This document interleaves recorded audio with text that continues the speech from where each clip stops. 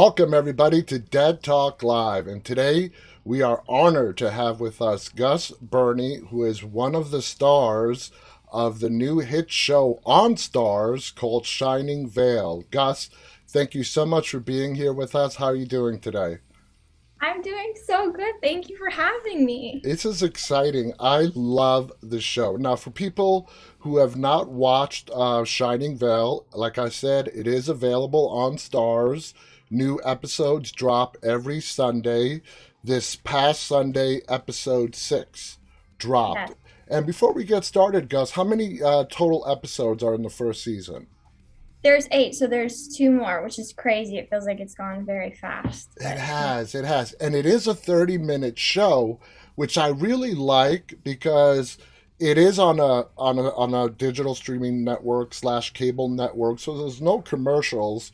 So as opposed to regular traditional shows that are on TV that are an hour where you only get 42 minutes worth of content, I like the 30-minute format. It works for this show.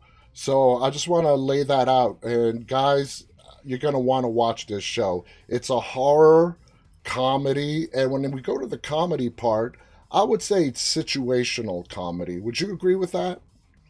oh yeah, definitely. It's weird. It is funny, but I actually feel like there's a lot of moments that have a lot of heart and depth and like darkness behind it. Absolutely. I totally agree. Now, you play Gaynor, the oldest child of the Phelps family. What were your first impressions when you were told or you read what the family dynamics were like in the Phelps family? I mean, definitely opposite of what I've grown up to know. My family, we're all very close and loving. There's like no cursing in our house. We're very PG. So when I was reading the scripts, I was like, oh my God, this is totally different than my upbringing. And I think that's kind of what appealed me to it.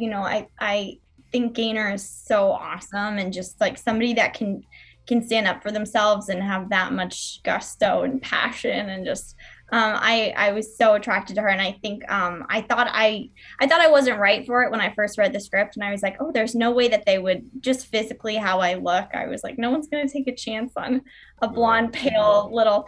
But no, I think it's been so fun to get to kind of have an alter ego side of myself, and that comes out. You're perfect as Gaynor. Now, looking at the character, you've done a lot of various types of characters.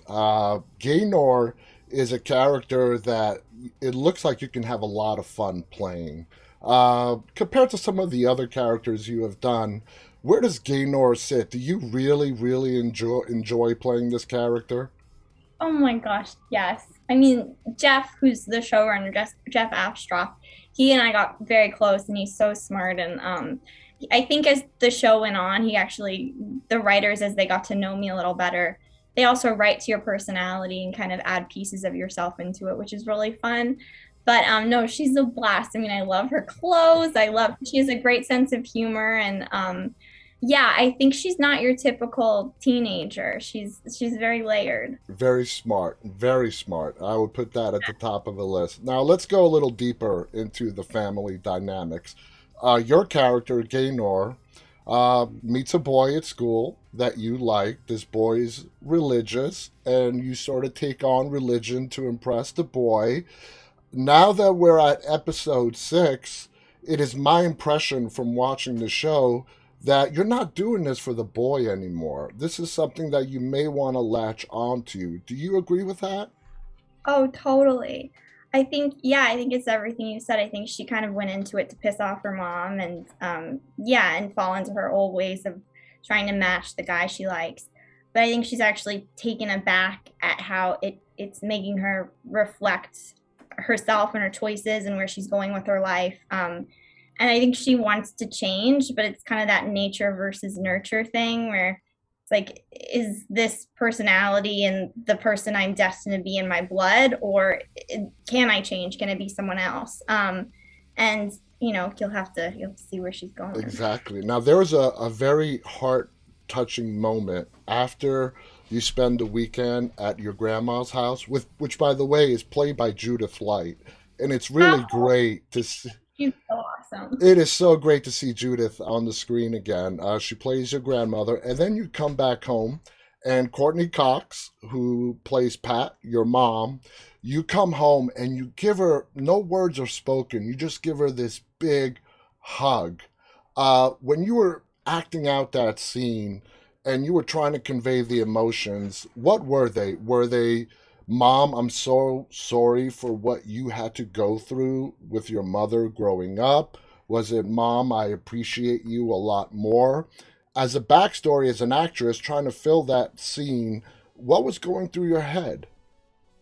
Oh, I think it's a lot of things. I think it's everything you said. I know there's not really one specific answer. I remember that scene was the last scene of the day, and it had been a really long day. And that moment meant so much to me reading it because it's like the first moment you see any kind of heart between the two of them. Yeah, That episode is so important because she does get an insight into her mom that she hasn't before. I think it's, yeah, I'm so sorry for everything you've gone through and also everything I've put you through. And also, it's kind of like, and I'm not going to stop. I'm still going to be difficult. Tomorrow, I'm going to wake up and yell at you and be, a pain in the ass. yeah. But I'm at this moment in time, I just want to say thank you. And I think that's what I love that moment. Me too. I love that moment as well. Now, as we said, this show is horror comedy. I guess those are the two main subgenres we can place it in. You have done a lot of horror. You're one of the stars of the 2017 The Mist. What's it like doing this type of horror? And guys, this show is not scary. Don't think that it's scary. It's very fun. That's the best word I can use. But compared to some of the other stuff you've done, just the overall feel of a horror comedy, how does it feel on set? I mean, I think it's perfect what you said. If it's fun, it's scary, but it's fun, and it was really fun to do. I mean, the house for the pilot, we actually shot in a real house that was this widow that lives there alone. I mean, that in itself should be like a documentary. But when the show got picked up and we started shooting it, they built the house again at the Warner Brothers lot, which was insane because it looks almost identical to that. Like every little marking on the wall, they did it so well, and it's huge. And so walking in there, you do get this creepy feeling like there is something else going on. And I mean, also the Warner Brothers lot is amazing, but Yeah. there's so much history there that in my head I'm like, there's got to be a ghost in this stage. But everybody got along so well, and there was an incredible feeling of just like a family, which I've done enough now to know that is it comes in waves, but it's rare when everybody meshes so well together. It does. Now let's talk about some of your co-stars: Greg Kinnear, Courtney Cox. No strangers. They are very popular, very well known. Courtney, besides Friends, she's been a part of the Scream franchise. She's no stranger to horror either. So you mentioned that you guys meshed really well together right from the beginning. Is that how it went down? Did it take a little getting to know period before that happened? I mean, I'm gonna be honest, I was so starstruck, and I still am getting past it, but I'm not being fake here. Like Little Miss Sunshine is slash was my favorite film. It still is. So it was like seeing Greg Kinnear in person, and the first scene we shot all together was in a car, and he was driving me, and I was like, I am in a car with Greg Kinnear right now. I am Olive. I am living my dream. And so that was really cool. But and then Courtney, of course, I've watched every episode of Friends like about a zillion times, and so but they are such humans and down to earth and immediately take you in and like make you feel at home. And what was great was I had Dylan, who plays my brother. Yeah. Both of us are kind of starting out in this career in this world, and so to have somebody that kind of we could look at each other and be like, oh my god, yeah, we're going through this together, and that was really special. Now, talking about Dylan, he plays your brother Jake. You gotta love Jake as a character, and I got to give credit to the writers because you guys are brother and sister. I have three teenagers, and they really don't talk to each other. And I like how that is actually very well portrayed realistically on the show. I don't think you and Dylan have a single piece of dialogue together, do you?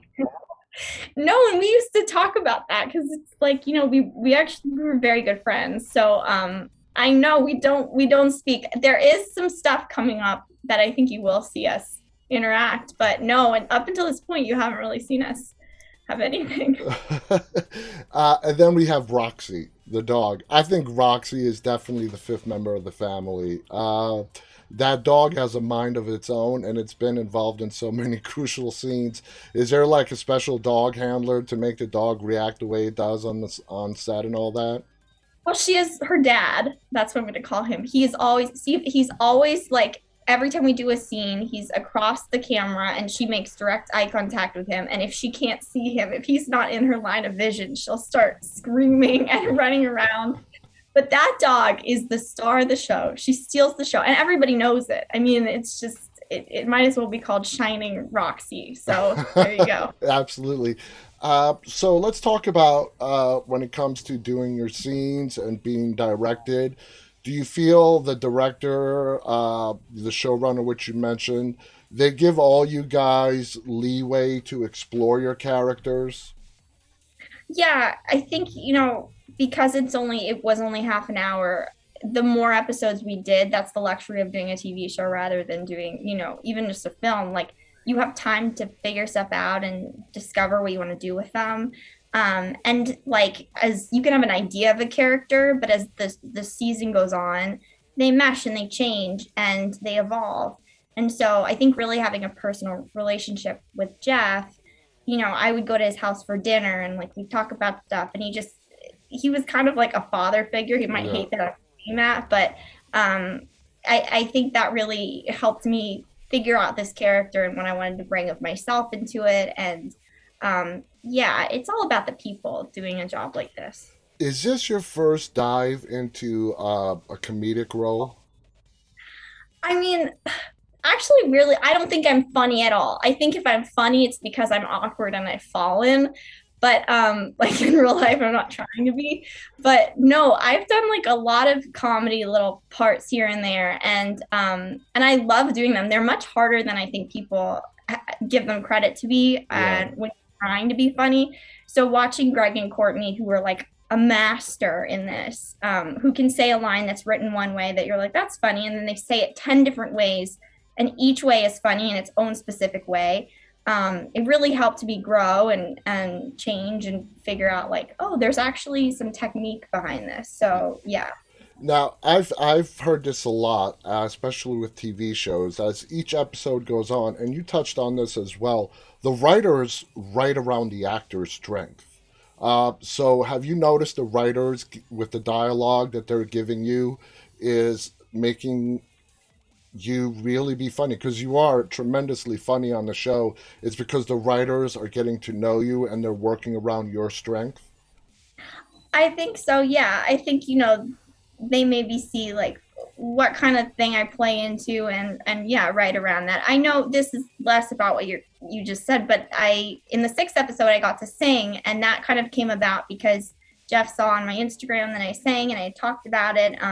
And so writing stuff like that into it is I don't know, it's like yeah, it's a part of getting to know someone and yeah, that was really special. Now you do have a scene, so two scenes where we hear you sing. I assume that was not you. Is that really you singing?